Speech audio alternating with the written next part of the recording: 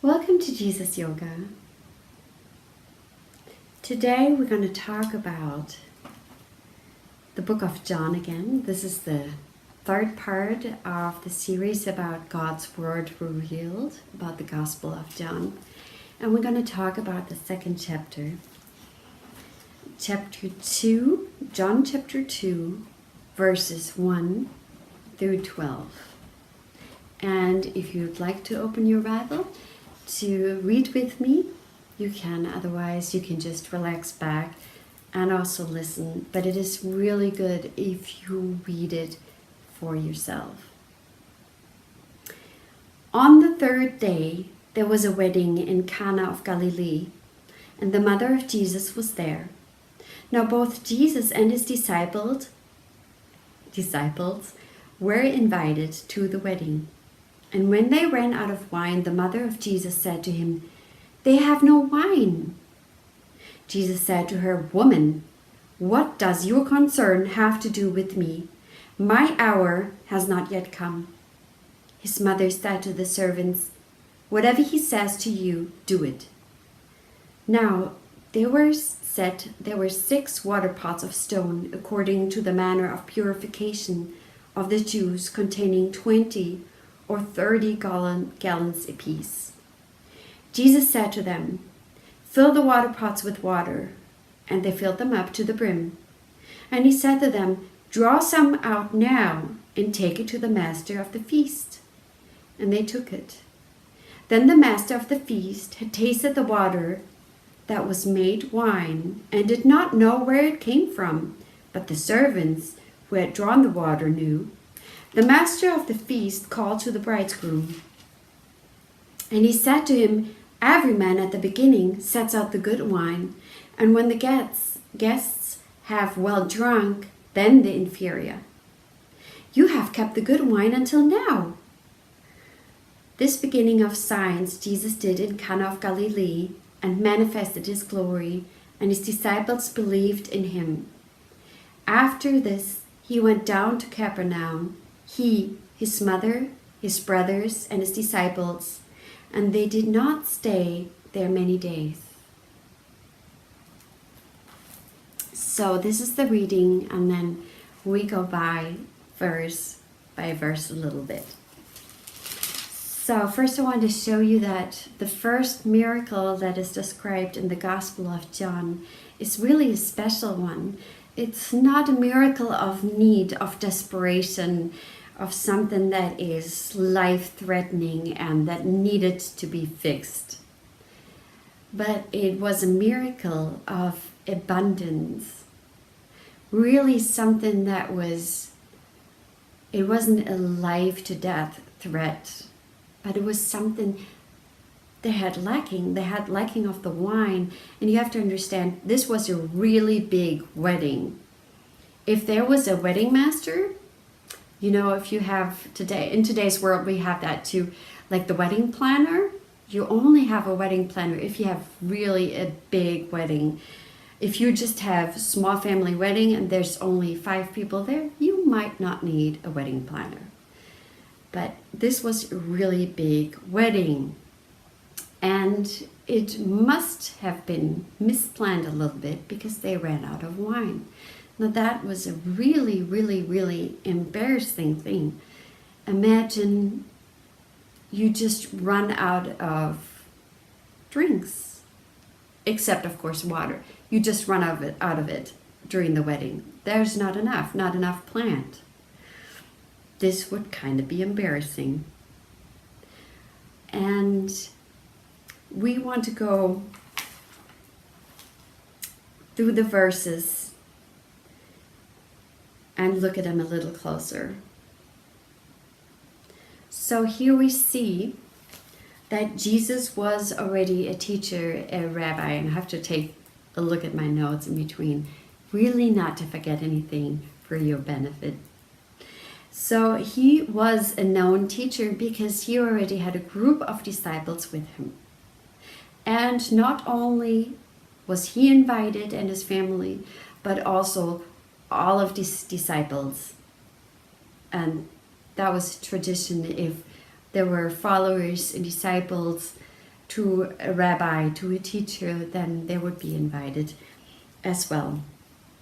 Now, Mother Mary notices, like any mother, any woman would do, they notice first, oh man, here is a problem. There's a lack, there's a need, and this embarrassing situation. And Mother Mary goes to Jesus with an attitude of expectations. So if you have an attitude of expectations and you expect something from somebody to do something, especially like feeling a need, then you expect them to be able to fix it. You wouldn't go to somebody that you know that doesn't have a problem, or you would just complain. But Mary went to Jesus and told him about that need with the expectation. Now, the answer that Jesus gave to Mary could have been really offensive to a lot of viewers, to a lot of us. You know, if we hear Jesus talking back to his mother, like the following, let's catch it back. Jesus said to her, "Woman, what does your concern have to do with me?" Now that just sounds plain rude. In fact, there was a material need, but Jesus was not here to fix only the material things. He wasn't focused on the physical needs. He was focused on his mission and his time. As he said, "My hour has not come yet." It was his hour of glory, of divinity, of saving the world and freeing people from their sin. So here we hear him talk about the hour, that his hour has not come, and he is really focused on the higher goal, his death and his resurrection. And we have a parallel verse here that again mentions that his hour has come, because back then his hour has not come. And it is in John 12:23, and feel free, because I'm finding it faster than you because I already prepared it, to stop the video for a second. Verse 23, "But Jesus answered them, saying, The hour has come that the Son of Man should be glorified." That is way, way later, where his hour of death was near, and his hour also of resurrection and glorifying of the Son. So here we see the parallel. So Mother Mary was kind of in that situation, involved in the material things, while Jesus was so focused on his mission, on way further and deeper goals than a need being met right now. And again, his mother was so not offended. She was not, her ego was not offended. She understood her son. She could have said, "How can you talk to me like this? How dare you? You know, this is about myself again." She was not offended at all. She almost ignored it. And the next verse says, verse 5, his mother said to the servants, "Whatever he says to you, do it." So this really shows that he must have done miracles before, because she knew no matter what kind of weird instruction would come now, it wouldn't matter. It would fix it. It would fix the problem. It would help. Now, and the next thing that Jesus said seemed really weird. Okay, the wine was out, and he's telling them, fill the water pots with water. No, there were huge water pots. It was for purification, for cleansing, for rituals at the wedding. they were cleaning themselves. It wasn't drinking that much water. It was actually about cleansing for the wedding. And it seems so strange instructions. And the servants, luckily they're servants and they do what they've been told. Because with our free will, we would have been probably telling Jesus, why? Why should we do that? Oh, I don't want to do that. That's work. Because that was really work. Those water jugs were huge water pots and they had to be filled with water. And they did not have running water, so they couldn't just go to the sink and then just turn the sink on. You know, they had to go to the well or to the river to get the water, jug by jug, little jugs, to fill the big one. So miracles often start, and this is also a lesson in your life, with a command, with an act on the other side of obedience. If you understand the instructions or not, just to do as you're told to do, instead of questioning everything, having to figure everything out, the deeper meaning of that command, but just doing what God asks you to do. Even if it has nothing to do with fixing the problem. The servants could not see the problem of the wine being fixed by pouring water in the water jugs. I'm very sure of it. And the disciples who might have stood right there would have been thinking too, what does that have to do with anything, with solving the problem? We really have a need here. They have a need. Doesn't he see that? So it starts first with obedience.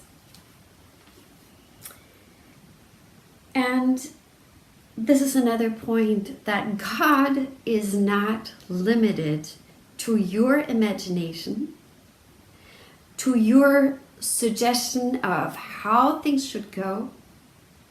He's not needing your advice to fix things, to get things on their way, or to even let the miracle happen. He's not limited to your imagination, to your set of how you think it should be done. Sometimes it's taking strange steps of, getting where you need to go. And it seems like things are not going your way. And behind the scenes, there's more to it than you can see. So they were filling all the water pots.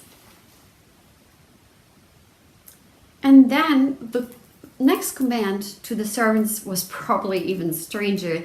And some of the servants might be a little reluctant here too, because Jesus said to bring that taste of that water to the master of the wedding.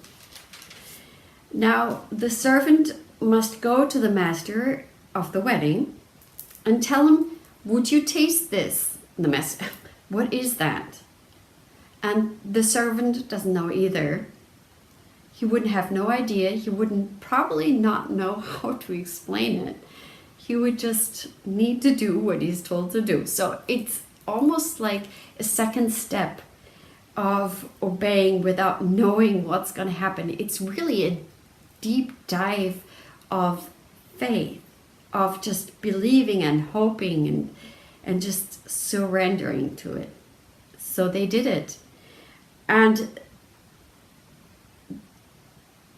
it was surprising probably to the servants too when the master proclaimed that it was the best wine.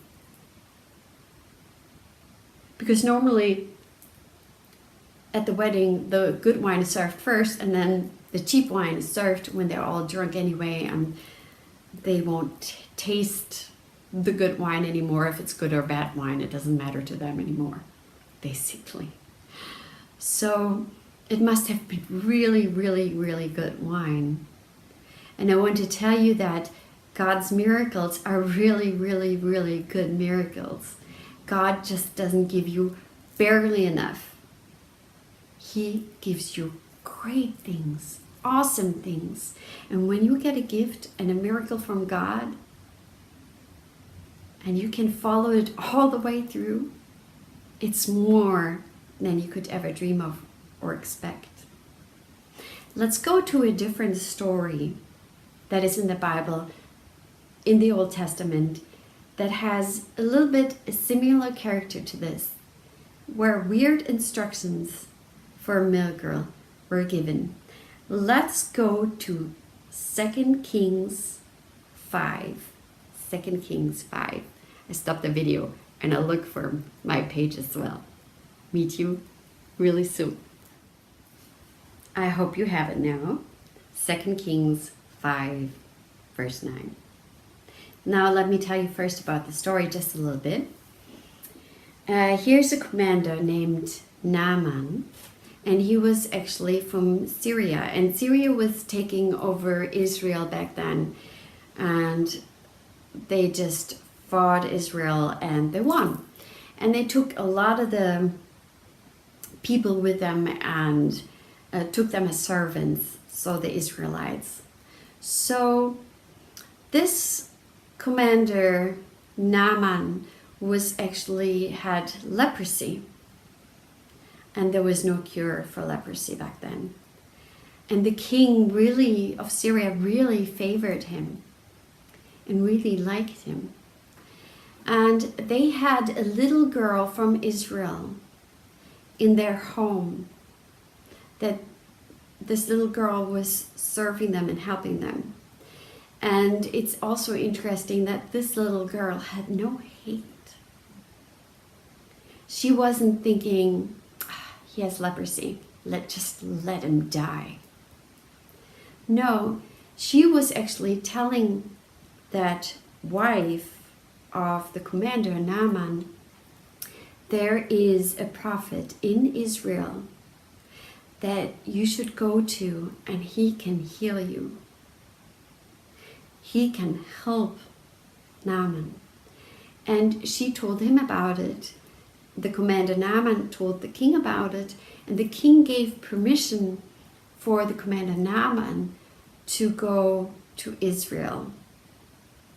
So he traveled for a long time with faith and hope. Maybe it was the last kind of hope that he had. That's why he just took that leap of faith.